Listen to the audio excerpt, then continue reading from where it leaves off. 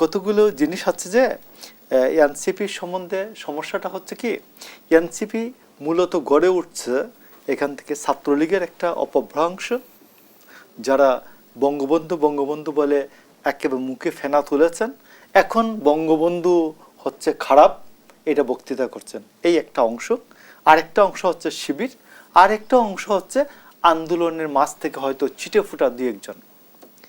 তো সেইখানে আমি আপনাকে একটা কথা বলি, গাধা আর ঘোড়ার মিলনে হয় খচ্চর। বাংলাদেশে খচ্চর বিক্রি হয় না। ঠিক তেমনি এই যে শিবির এবং ছাত্রলীগের মিলনে যে একটা নতুন জিনিস তৈরি হলো, এটা বাংলাদেশে বিক্রি হবে কিনা এটা একটা সন্দেহ আমার কাছে আছে, এক। আর দুই নম্বর হচ্ছে যে যারা আমার মনে হয় যে নতুন বন্দোবস্তর কথা বলে মুনিরা শারমিনদের মতো একটা প্রগ্রেসিভ বাচ্চাদেরকে যারা একটু আকৃষ্ট করেছেন, এরা শেষ পর্যন্ত এদের সাথে থাকতে পারবেন কিনা আমার খুব সন্দেহ আছে।